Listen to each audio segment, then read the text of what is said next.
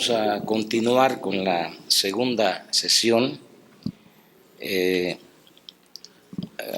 expresando nuestra más cordial bienvenida a todos ustedes, a nuestros colegas expositores, expositoras, y para dar inicio a estos trabajos, le he pedido aquí al doctor José Miguel Madero que nos apoye en la vicepresidencia de esta mesa. Por cuestiones de algunas actividades de nuestros colegas participantes, vamos a tener una pequeña modificación en el orden de los expositores y reiterando las reglas de trabajo, tendrán cada uno 10 minutos. El vicepresidente va a hacer la advertencia a los 8 minutos de que resta 2 minutos de tiempo y luego al concluir el tiempo pues va a hacer también el anuncio. Les pediría también a cada uno de los expositores que den el nombre de la institución de donde provienen.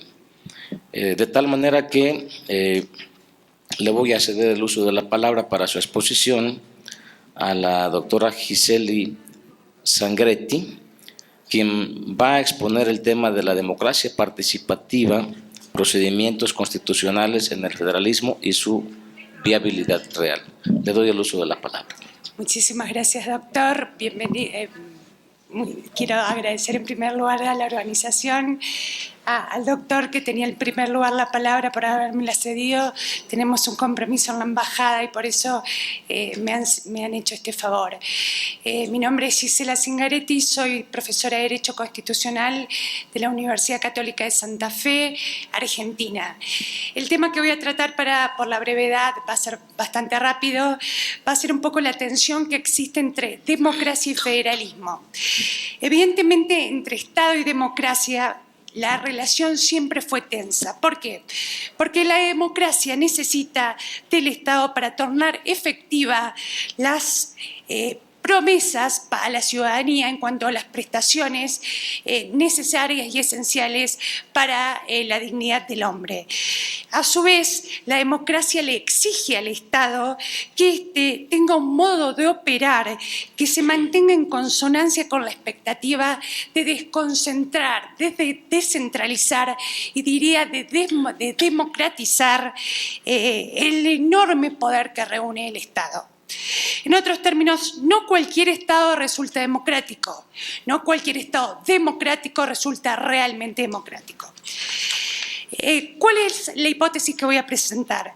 La hipótesis que voy a presentar va a ser que el federalismo puede ser o puede contener un acento democrático muy importante, muy poderoso, tanto para atenuar el presidencialismo como para fortalecer la participación social.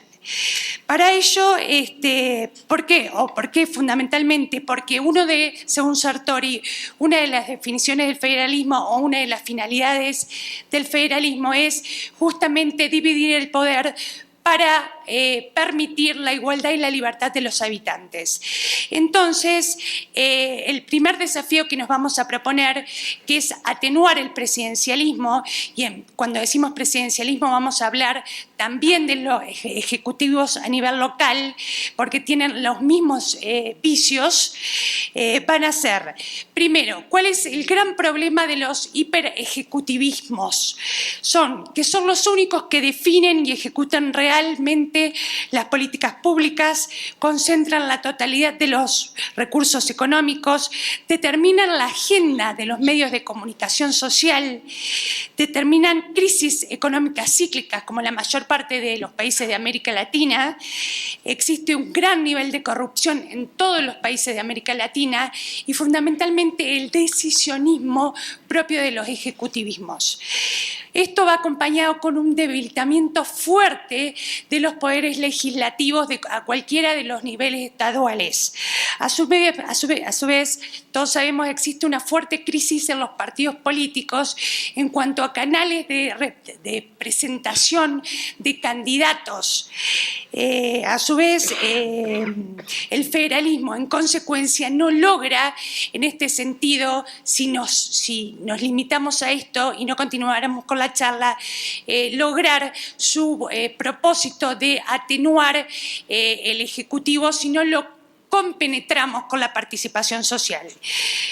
Para esto vamos a tener dos unidades de análisis, los partidos políticos y la participación ciudadana específicamente. ¿Qué pasa con los partidos políticos?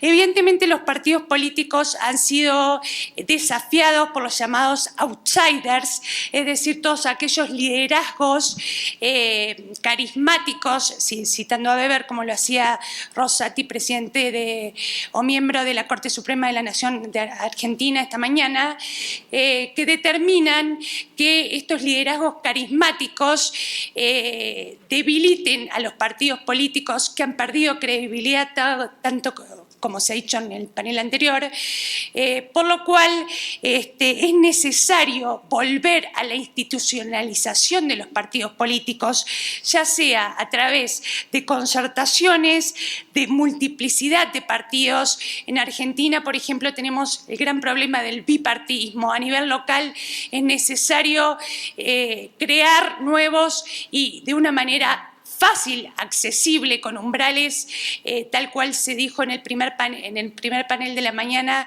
con umbrales de exigencias mínimas, nuevos partidos políticos, y la posibilidad de esta manera de ser contraoferta de partidos políticos locales a nivel federal. Con lo cual, de esta manera lograríamos que los partidos políticos dejen la disciplina partidaria tan verticalista que tienen para realmente vigilar los derechos de los ciudadanos, de quienes son efectivamente representantes. Mi segundo eje de análisis es la participación ciudadana. Y en este sentido voy a proponer un sistema de comunicación más o menos regular entre las preferencias de los ciudadanos locales y las prestaciones del sistema. Esto es muy importante. ¿Cómo se implementan a nivel local los sistemas de comunicación? Existen una multiplicidad en el derecho comparado de instrumentos que permiten este diálogo permanente entre los ciudadanos del nivel local y el gobierno local. Evidentemente, el voto tradicional, la opinión pública, los movimientos sociales o las vecinales, o las ONG, los sindicatos o los mecanismos de participación democrática tradicionales como la consulta popular, evidentemente han caído en un descrédito total. Lo hemos visto en el Brexit, tanto de Colombia como de Inglaterra. Evidentemente el gobierno ejerce su poder a espaldas de o sin conocer cuáles son las preferencias del pueblo al que gobierna. Todo eso lleva a que sea necesaria, evidentemente, repensar la democracia hacia una democracia conjunta. De esta manera, si no pensamos en instituciones, vamos a pensar nuevamente en el ciudadano. Entonces, la participación ciudadana va a ser a nivel individual en primer término. Tenemos que dejar la apatía cívica individual y generar a través de medios de educación masiva mecanismos de participación de cada uno de los ciudadanos de nuestras comunidades locales a los fines de despertar en ellos síntomas esperanzadores. Para esto es necesario tener en cuenta que hoy por hoy, a través del mundo tan cambiante que tenemos, los vínculos asociativos de las personas son esencialmente fluctuantes. Es por eso las grandes manifestaciones que tenemos en todos los países del continente europeo, en Estados Unidos y en Latinoamérica. Entonces, evidentemente, lo que sí advertimos con estos mecanismos de manifestación informal, o lo que desataron los españoles con sus protestas fueron que exista una tensión entre los sistemas de democracia informales y los sistemas de democracia representativos. Porque entonces, evidentemente, si no pasa la decisión por la norma jurídica, sino por la presión que ejerce un grupo social determinado, grupo social que a su vez va a estar determinado por otro tipo de intereses, generalmente económicos, esto tampoco nos va a permitir lograr que el federalismo, a través de la participación social, logre atenuar o reforzar el nivel local. Con lo cual, entonces, me pregunto, porque me quedan 2 minutos, ¿es posible el ejercicio de la ciudadanía en América Latina en un sentido amplio, ¿no? Y especialmente a nivel local, especialmente teniendo en cuenta que 8 personas en el mundo tienen la mitad de la riqueza mundial? ¿Es posible construir ciudadanía con los excluidos sociales? Es decir, ¿es posible desvincular la existencia material de la vida de cada una de las personas con la posibilidad o no que tengan de la participación social? Evidentemente no. Lo anterior no excluye que evidentemente haya existido en las clases medias movimientos sociales muy importantes que determinaron que grandes gobernantes hayan tenido que cambiar de opinión o de decretos gracias a estas presiones.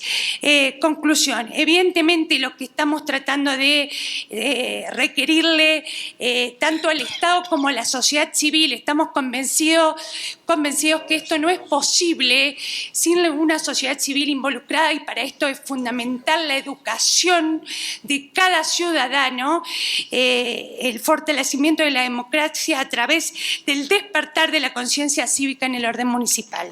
Necesitamos un Estado modesto, no un Estado ya que tengamos que, como fue a nivel de Montesquieu, que estar recortándole poderes, sino tenemos que pensar en un Estado que esté proyectando su poder para el porvenir del ciudadano. Muchas gracias.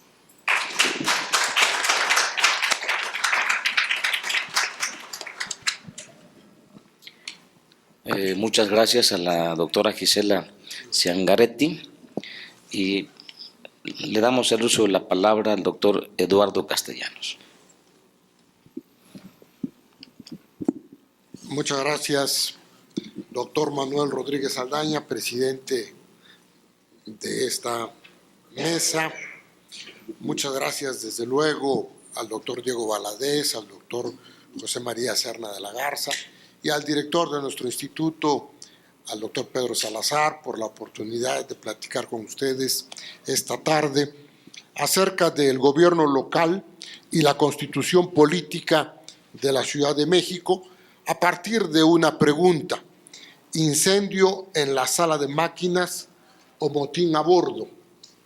El objetivo de mi comunicación es analizar el contexto de la Constitución Política de la Ciudad de México y también 2 ejemplos de diseño institucional en su sala de máquinas, para utilizar la afortunada expresión de Roberto Gargarella, que a mi juicio materializan un conflicto entre la democracia representativa y la democracia participativa, así como con la política pública de gobierno abierto. Conflicto que, en mi opinión, plantea evidente incertidumbre respecto de la calidad democrática de dicha constitución local, así como respecto de la gobernabilidad y gobernanza que pueda garantizar. La hipótesis central es que las modificaciones en el diseño institucional del gobierno local de la Ciudad de México durante la vigencia de la Constitución de 1917 han estado definidas por los cambios en el sistema político mexicano, entendido como lo propone el profesor Dieter Nolen, sistemas de gobierno, electoral y de partidos, pero definido particularmente por la travesía del presidencialismo mexicano hegemónico hacia su parlamentarización con una estancia prolongada, ampliada por el Pacto por México y sus reformas constitucionales, al parecer irreversible en los organismos constitucionales autónomos y semiautónomos, tanto federales como locales.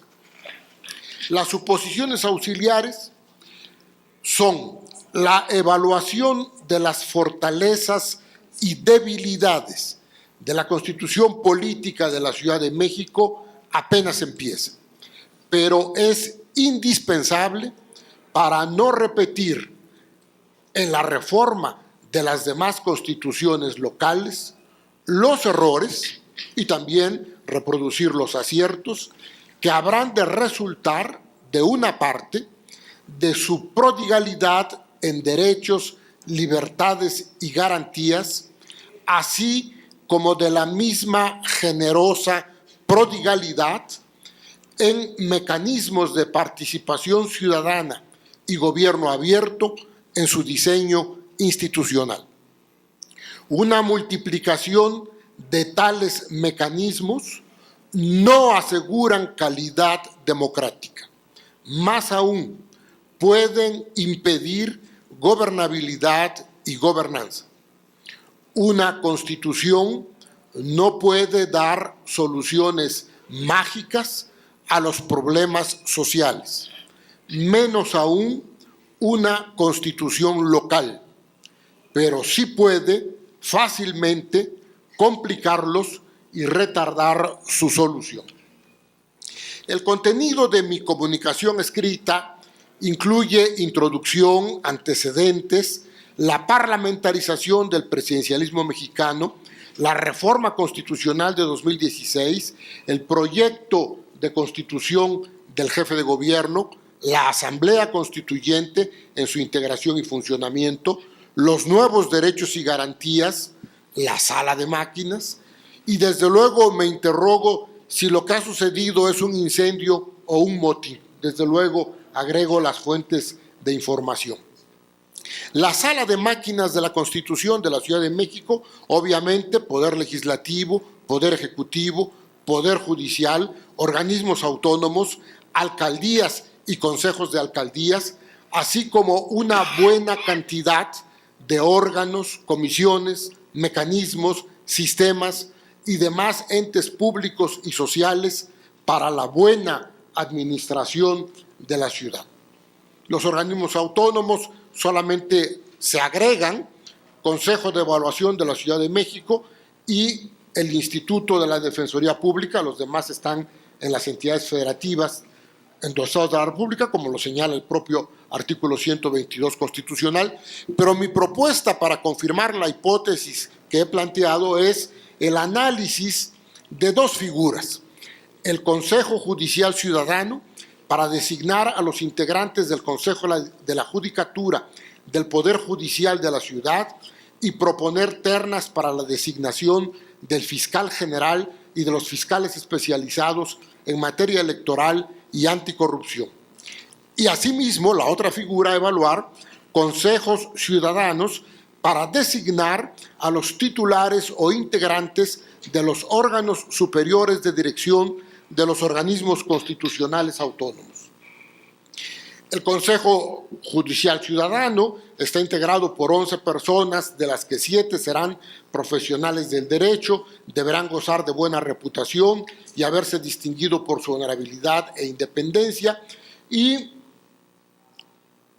este Consejo Judicial Ciudadano tiene como atribuciones solamente designar a los consejeros de la Judicatura, proponer con la aprobación de las 2/3 partes de sus integrantes del Consejo Ciudadano a la o el jefe de gobierno una terna de candidatos a fin de que éste someta al Congreso la designación de la o el titular de la Fiscalía General de Justicia de la Ciudad de México, nada menos y nada más. Y también proponer a la legislatura la terna para elegir a los fiscales especializados en materia electoral y combate a la corrupción. Obviamente que esta propuesta del jefe de gobierno, adoptada por la mayoría de la comisión dictaminadora, dio lugar a un voto particular, obviamente en contra del propio presidente de la Comisión de Poder Judicial, Procuración de Justicia, Seguridad Ciudadana y organismos constitucionales autónomos, a partir de un argumento sustentado en la reducción al absurdo. Si nosotros llamamos en el Poder Judicial a un Consejo Ciudadano, ¿por qué no el Poder Ejecutivo local nombra a un Consejo Ciudadano para que sea este el que designe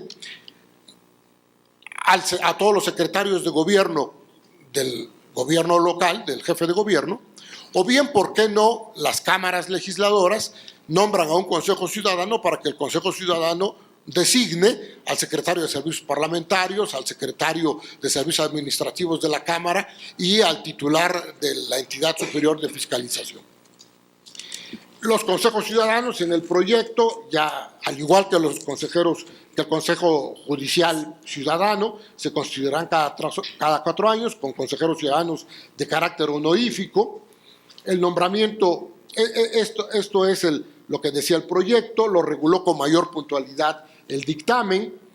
Y yo me pregunto, ya para concluir, los consejos ciudadanos mencionados, me pregunto y les pregunto a ustedes, constituyen una abdicación de las responsabilidades de los representantes populares al colocar facultades esenciales suyas en manos de ciudadanos sin una responsabilidad política, mucho menos legal, con motivo de su desempeño. Y yo hago otra pregunta. ¿No existe el riesgo de que dichos consejeros ciudadanos impolutos, con itálicas y entre comillas, resulten representantes de quienes los eligieron? Y finalmente, peor aún, existe el riesgo de que el efecto de este diseño institucional produzca resultados antisistema y no democráticos que reduzcan la credibilidad ciudadana en las instituciones constitucionales. Concluyo con este comentario. El Palacio de Minería, sede de este Congreso, durante 3 meses fue la sede de las reuniones de trabajo de las comisiones dictaminadoras de la Asamblea Constituyente de la Ciudad de México, como ya lo mencionó nuestro presidente al inicio de la sesión anterior. Les agradezco mucho su atención. Buenas tardes.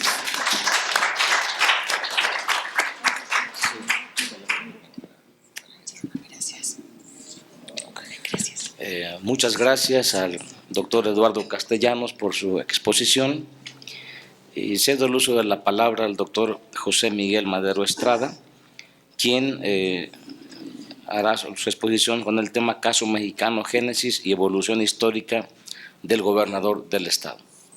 Yo les cedo las tardes. Sí, claro. Buenas tardes a todas, a todos ustedes.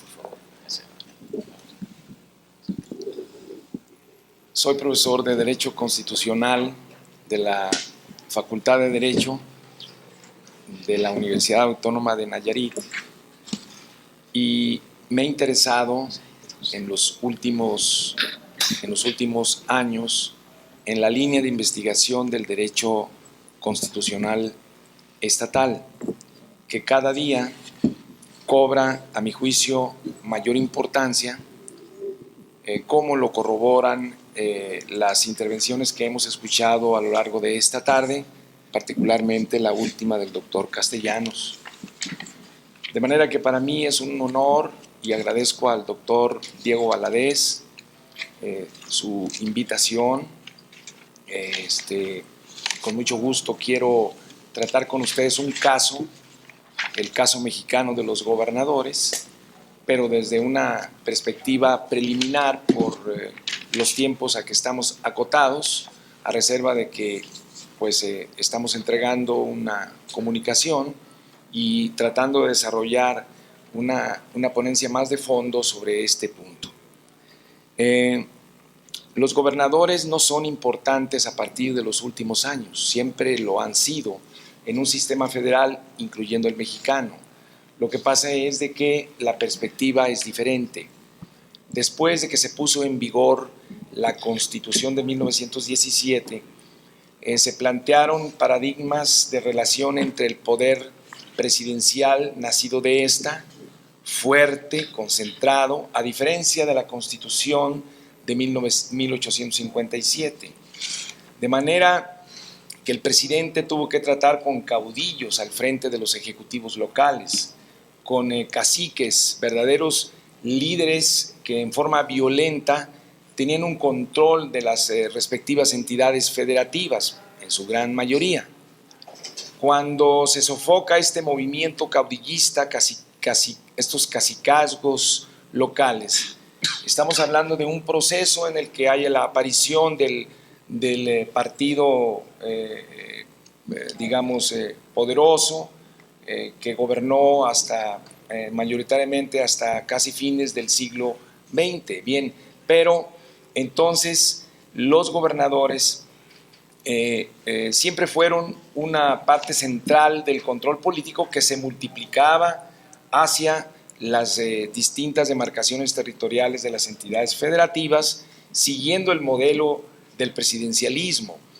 En efecto, los gobernadores formalmente eran y son los jefes de la administración pública, obviamente titulares del Poder Ejecutivo. No son jefes de Estado en el término que conocemos esta categoría en cuanto al presidente de la República, porque las entidades federativas no tienen personalidad en el exterior, lo que hace al presidente de la República un verdadero jefe de Estado. No así los gobernadores, aunque habría que estudiar el sistema constitucional, muy diverso, por cierto, respecto de quién tiene la representación constitucional de la entidad federativa. Hay algunas constituciones locales, como la del Estado de México, por ejemplo, que le confiere al gobernador la facultad de representar a los municipios fuera del Estado. Pero, por ejemplo, en la Constitución de Nayarit, no. En la Constitución de Nayarit es el Congreso el que le delega al gobernador o a otra persona esa facultad de representar al Estado. Entonces, los gobernadores, me parece que es un tema que debe explorarse desde todos los ángulos constitucionales, de todas las aristas. Estimo que una de ellas es la histórica, que es lo que me pretendí presentar en la comunicación, porque encuentro instituciones muy importantes que ya aquí se mencionaron hace un momento respecto de la función ejecutiva local en el siglo XIX, particularmente en la Constitución de 1824. Y es muy importante, así como no ver de reojo, sino verla de frente a estas instituciones para entender qué es lo que pasó. Teníamos un ejecutivo local que a través de su respectiva constitución podía determinarse si fuese monista o dualista. Para empezar, era facultad discrecional del constitucionalismo local determinar si había un gobernador o un vicegobernador también. La característica del vicegobernador, que obviamente se estableció en casi todas las constituciones estatales durante ese siglo, es que no era una mera fórmula de suplencia o fórmula electoral, sino que tenía funciones muy específicas y muy importantes, porque la función ejecutiva no se detenía o terminaba con el gobernador y el vicegobernador, no. Se extendía a la Diputación Permanente, nombre que incluso algunos estados todavía conservan, al órgano de receso del Congreso. Al órgano se le daba incluso la función de control de la defensa de la Constitución. Y obviamente tenía facultades para llamar a los funcionarios, para exigir ciertos informes, etc. Y en algunos casos, bueno, pues es evidente que esto hacía que la función ejecutiva tuviera acotaciones. Pero hubo otro órgano que fue el Consejo de Gobierno. Este Consejo de Gobierno fue una figura muy interesante que dejó de existir desde las bases orgánicas de 1843. Hasta ahí tuvo existencia a nivel nacional, pero en las constituciones estatales existió durante todo el siglo XIX y varió. Aquí ya se mencionó el caso de Durango, pero en el caso de Jalisco se llamaba Senado Local y el vicegobernador era quien presidía ese Senado. ¿Qué facultades tenía ese Senado? Importantísimas. Tenía la facultad de control de la auditoría, la revisión de las cuentas, y tenía la facultad de dar nombramientos a altos funcionarios, magistrados, por señalar un caso.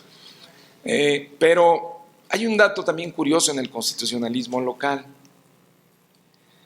En 1919, en marzo, habiéndose expedido un año antes la Constitución de Nayarit, la única que ha habido, se incrustó en ella un Consejo de Gobierno.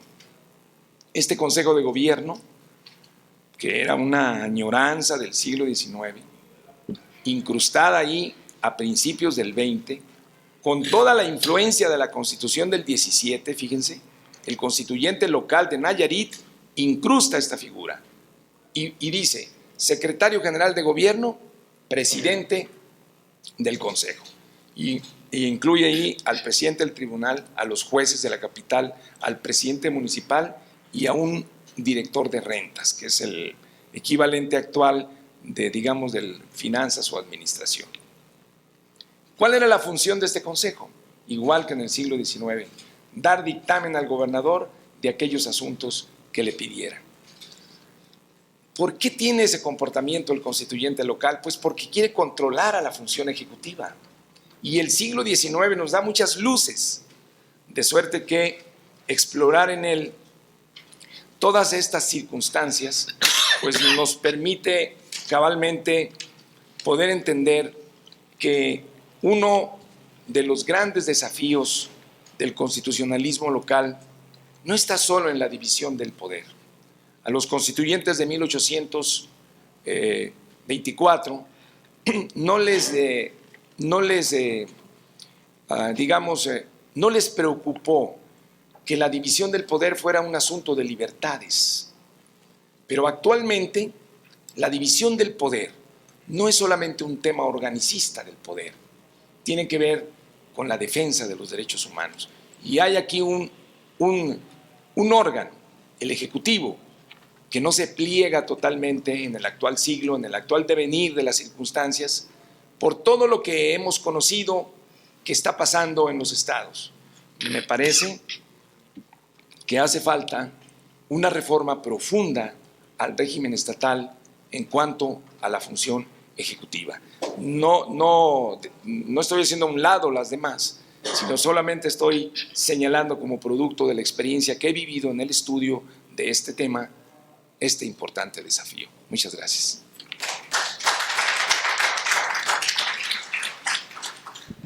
Muchas gracias al doctor José Miguel Madero Estrada por su exposición, y cedo el uso de la palabra a la doctora Lisette Pérez Hernández, quien nos visita de Cuba, quien habrá de exponer el tema la democracia y la descentralización como principios cardinales del gobierno municipal en Cuba.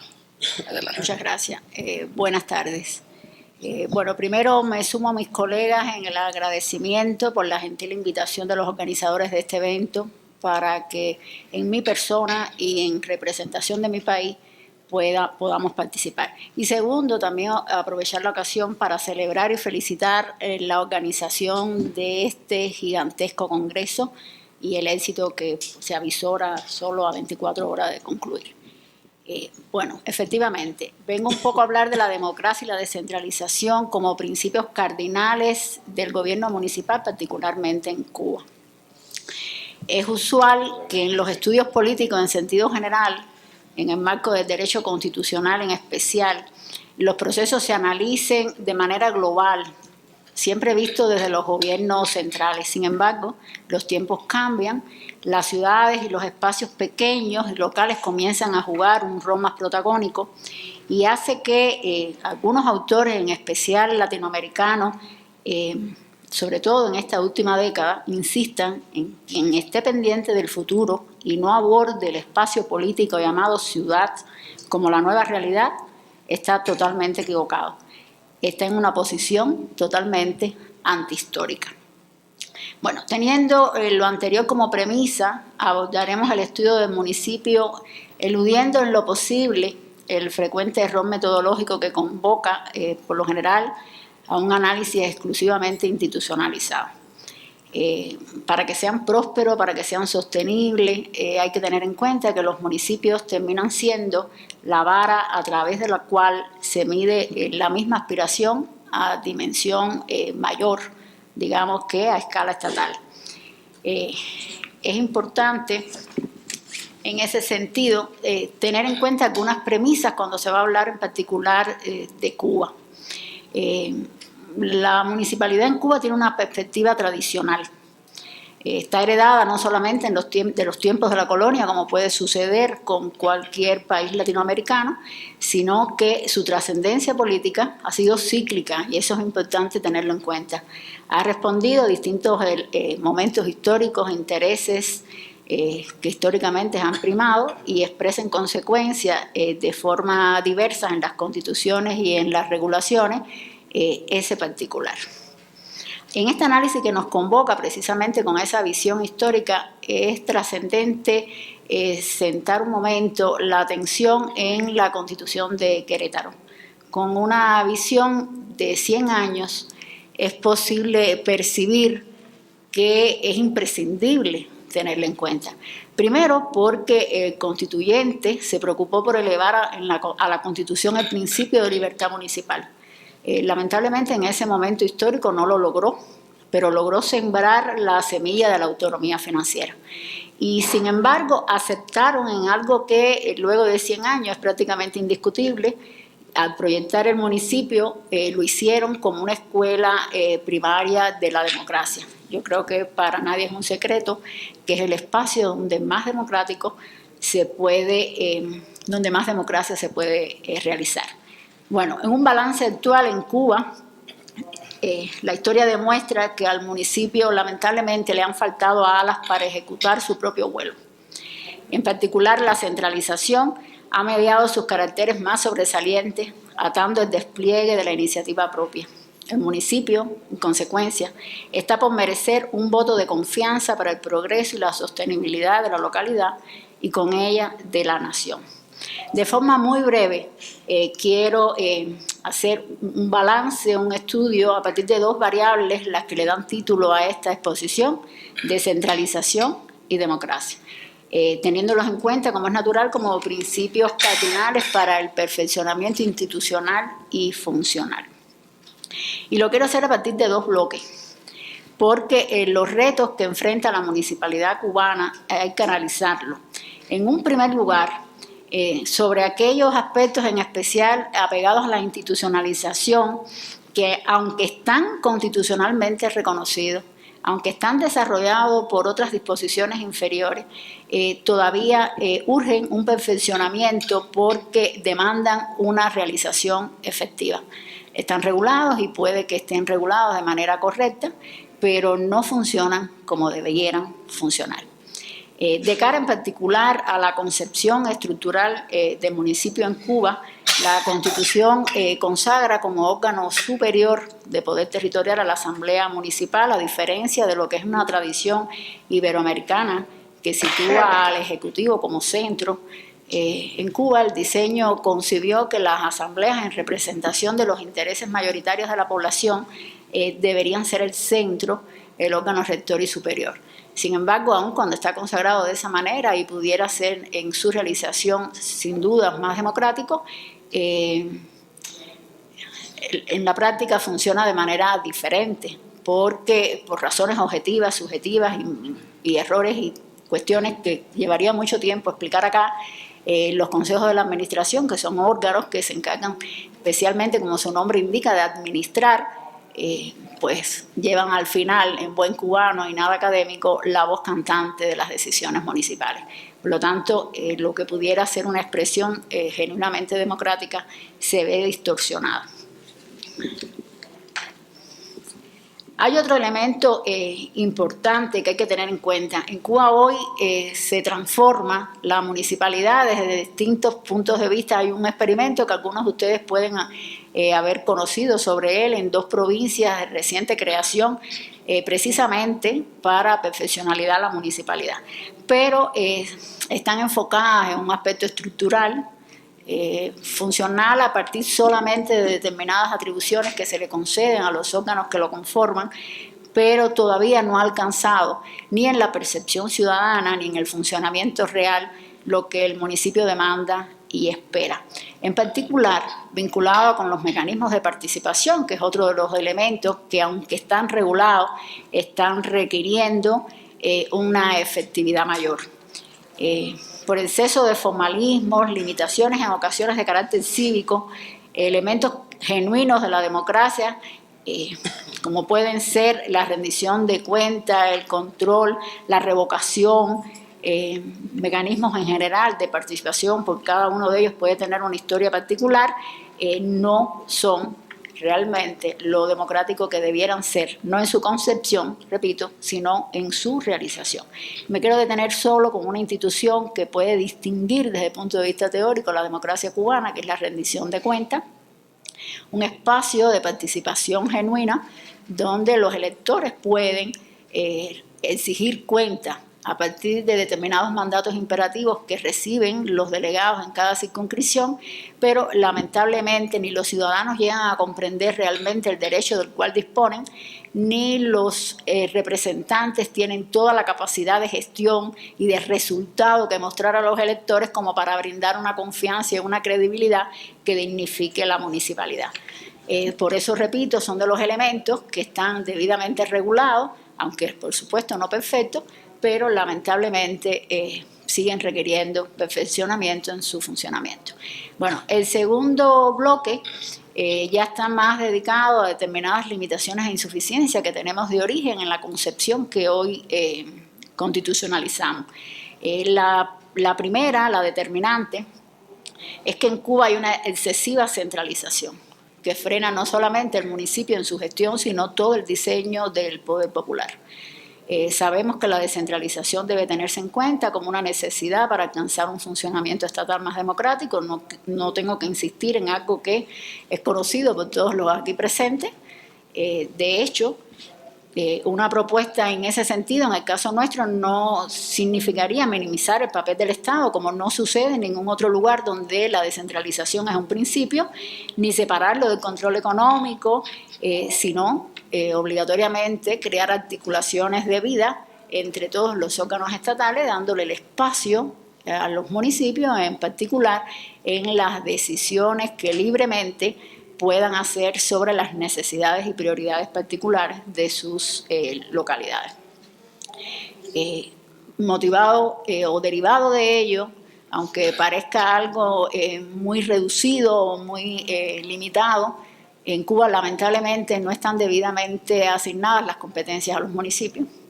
Los órganos tienen determinadas atribuciones que cumplir y lo hacen todo lo mejor que pueden, pero se ha ido absorbiendo precisamente a partir de este centralismo la autonomía en particular, pequeñita, limitada, que pudo tener a partir de determinadas competencias atribuidas constitucionalmente, que por razones objetivas en algunos casos y por lamentables, digamos que apreciaciones reduccionistas de lo que puede ser el municipio, se han ido perdiendo.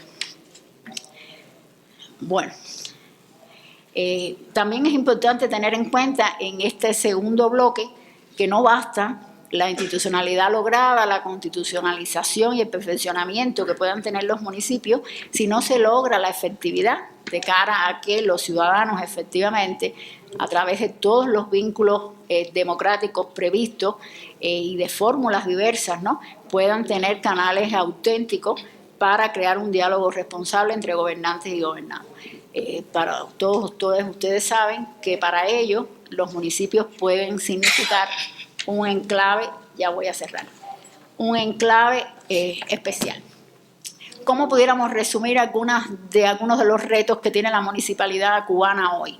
Bueno, primero, teniendo en cuenta que el municipio responde y recibe los influjos positivos o negativos del Estado del que es parte. En consecuencia, su perfeccionamiento solo es posible y efectivo de manera sistémica. Delimitar las funciones municipales, declarar sus competencias específicas y el alcance de éstas a través de fórmulas jurídicas es acto vital, imprescindible, para el mejor desenvolvimiento, verificación y efectividad de la gestión de estos entes estatales. La descentralización, como es natural, la participación como expresión democrática, exigen una estrategia de coordinación. El cumplimiento de responsabilidades concurrentes se debe lograr mediante la formulación conjunta de objetivos y compromisos comunes, la consecuente delegación de autoridad en instancias institucionales adecuadas y por medio de relaciones de colaboración intermunicipal que conduzca donde sea necesario al asociativismo, si así fuera el caso. Y por último, considerar que la democracia es principio cardinal para la efectividad de la gestión municipal, que no se agota en la visión de los fundamentos filosóficos que la impulsan en el cumplimiento de alguna de las metas públicas. Su eficacia fundamental consiste en funcionar como un sistema de reglas y procedimientos establecidos constitucionalmente con un hondo contenido participativo, siendo consecuente con los fundamentos cubanos. Y en este sentido, la calidad de la democracia dependerá también de la calidad de las instituciones, por lo cual la legalidad se convierte en un atributo que le permite tener a la sociedad la certeza para vivir y convivir con regularidad democrática. Muchas gracias por la atención.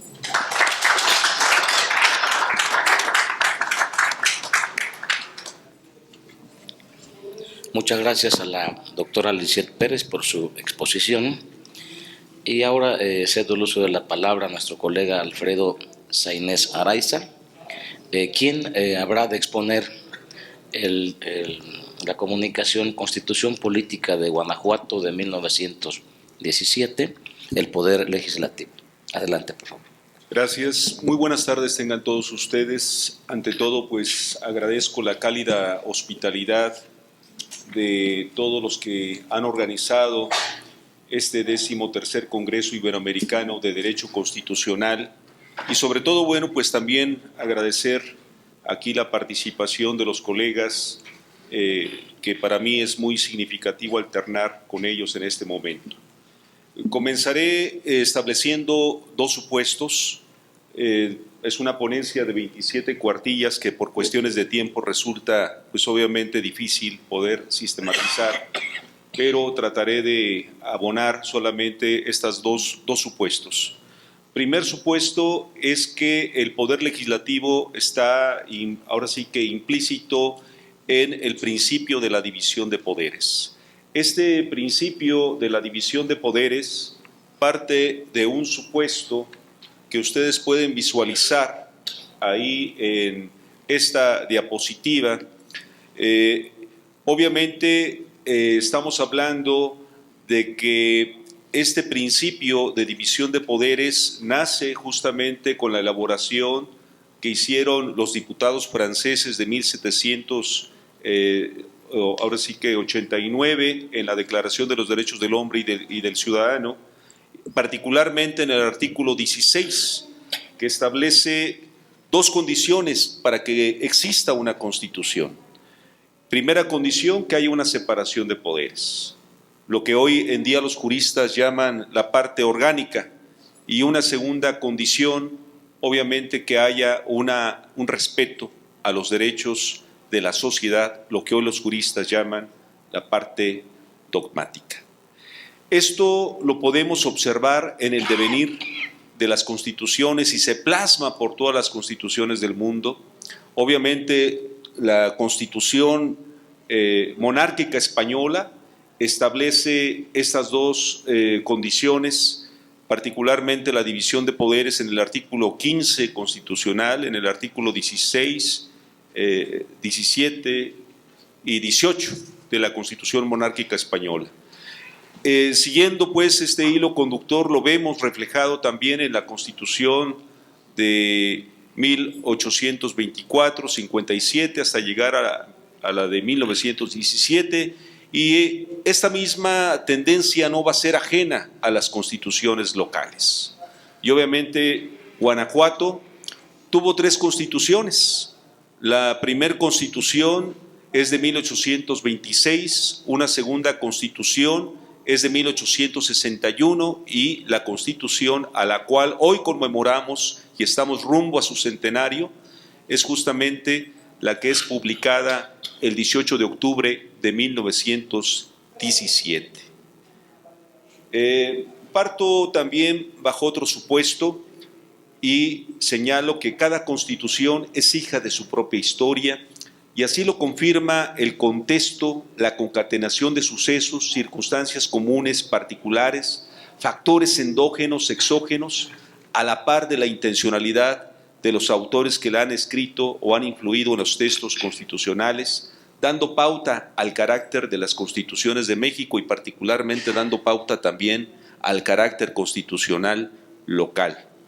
En nuestro país, la génesis de los órganos legislativos están vinculados con la historia constitucional y esto lo vemos justamente en la división de poderes a la cual he dado referencia. Sin embargo, hoy en día debemos estar preocupados y ocupados los juristas, los académicos, bajo una cuestión fundamental, que los mexicanos y las mexicanas no pueden defender sus derechos, sobre todo en este momento que se encuentran en calidad de migrantes algunos de ellos, si no conocen en primer lugar sus derechos y si no asumen con ahínco también sus obligaciones. Y para esto es importante que conozcan las leyes, principalmente nuestra ley fundamental, nuestra Carta Magna, pero también las constituciones locales. Y obviamente es significativo este centenario porque nos ayuda a reflexionar sobre cuáles son los alcances o límites que debemos diseñar en la ingeniería constitucional para defender con ahínco justamente estos derechos y también asumir nuestras obligaciones y responsabilidades. Comienzo también señalando que de acuerdo con la Declaración de los Derechos del Hombre y del Ciudadano, hoy podríamos definir la Constitución de la siguiente manera. Ahí tienen ustedes una primera definición derivada del legado de los diputados franceses. Hoy en día sigue vigente la tesis de que la Constitución debe referirse o garantizar los derechos de la sociedad y también debe estar determinada por la separación de poderes. Este principio ha sido plasmado y sigue vigente en todas las constituciones del mundo y lo podemos observar en estas constituciones a las cuales me he referido y de las cuales también toman como referente las constituciones legales y obviamente Guanajuato no es la excepción, que va a retomar como referente el mandato constitucional de la de 1824, que establecía, como ustedes observan también, cómo deben establecer los estados sus gobiernos locales. Deben contar con un poder ejecutivo, está establecido en el artículo 22, y también deben contar con un poder legislativo, está establecido en el artículo 21, deben contar también con un poder judicial. Y en ese diseño constitucional, justamente Guanajuato tuvo que establecer una transición de la primera diputación provincial que nace en 1822, el día 22 de febrero, y transitar al primer Congreso Constituyente. Y este primer Congreso Constituyente nace justamente el 25 de marzo de 1824. Aquí es importante señalar algo significativo. El poder legislativo local crea a los otros dos poderes. Ustedes lo pueden visualizar aquí. El 8 de mayo se crea el poder ejecutivo del estado de Guanajuato. Los diputados, y esta es una característica y una línea de investigación interesante para aquellos que quieran seguirla, eligen en urnas al ciudadano oidor Carlos Montes de Oca. Es decir, señalo esto significativo porque aquí tenemos un primer rasgo de corte parlamentario.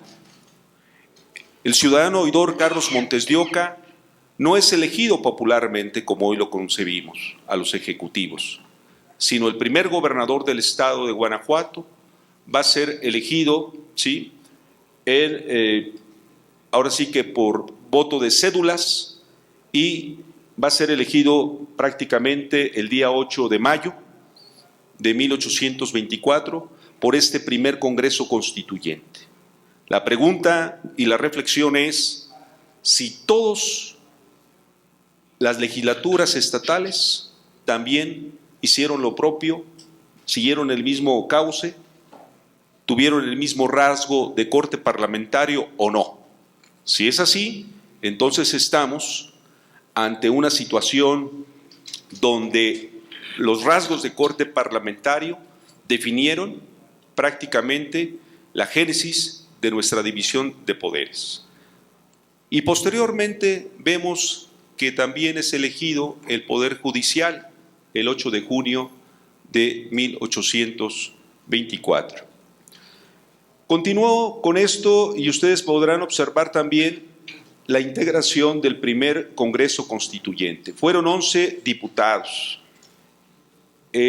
La Constitución de 1861, ahí tienen su composición, y finalmente la composición de la 26ª legislatura del Congreso de Guanajuato estuvo integrada por 15, ahí tienen ustedes los diputados propietarios y los diputados suplentes. Finalmente, quiero señalar un supuesto último. La génesis del derecho parlamentario está derivada de las propias funciones, de las 13 funciones que empezaron a ejercer el Poder Legislativo en Guanajuato. Y me detengo nada más para señalar algunas de ellas, no sin antes comentarles un hecho significativo con el cual quiero concluir.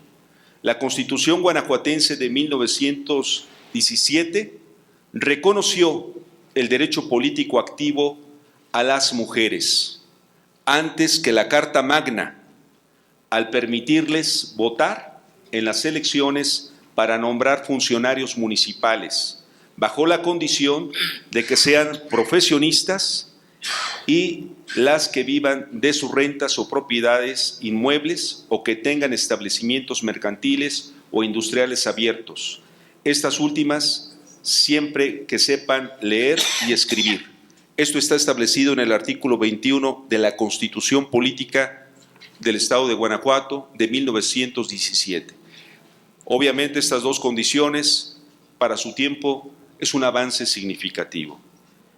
Finalmente es importante observar, con esto concluyo, que la división de poderes en México, desde una perspectiva histórica, tiende a incorporar su denominación de Congreso del Estado Libre y Soberano de Guanajuato como consecuencia del decreto número 147 de la Reforma Constitucional. La Constitución política, hoy por hoy, debemos nosotros reflexionar sobre ella, sobre todo si queremos impulsar un nuevo reordenamiento en este siglo XXI. Muchas gracias. Muchas gracias al doctor Alfredo Sainés por su exposición. Y bueno, en el marco de este Congreso Iberoamericano de Derecho Constitucional y de esta mesa sobre gobierno local y democracia, pues hemos escuchado muy interesantes exposiciones relativas a las formas que hay de control en gobiernos locales, propuestas respecto de nuevos desafíos que enfrenta la descentralización, la participación de las regiones, de las comunidades, el caso particular que escuchamos en los acuerdos de paz en Colombia, así como también los planteamientos sobre nuevas propuestas de cómo reorganizar el poder local. De la misma forma, hemos escuchado planteamientos respecto de la participación de nuevas instancias, nuevos órganos dentro de gobiernos locales, especialmente de ciudadanos, que se les están atribuyendo funciones, facultades, sin ningún esquema de responsabilidad, y que son funciones que corresponden a otras instancias de representación. De la misma forma, bueno, hemos escuchado cómo en el caso de Argentina hay nuevos mecanismos de control político, de control ciudadano respecto de los gobernantes en cuanto a las formas de participación ciudadana, las formas de democracia directa, el proceso que se ha seguido en el caso de Cuba en la descentralización y la participación de los municipios, la función que han tenido, diríamos, los ejecutivos locales, el poder legislativo local, de tal manera que han sido extraordinarias exposiciones que nos han dado una riqueza realmente para repensar lo que será el porvenir, en donde sin ninguna duda los gobiernos locales, las instancias locales, regionales, independientemente de las formas de Estado, federal o central, van a seguir jugando un rol significativo en los procesos constitucionales de democratización. Así que ha sido 2 mesas muy exitosas y que seguramente van a quedar como una gran aportación a este Congreso Iberoamericano de Derecho Constitucional. Muchas gracias a ustedes por su presencia y a los ponentes, las ponentes por su participación. Muy buenas tardes.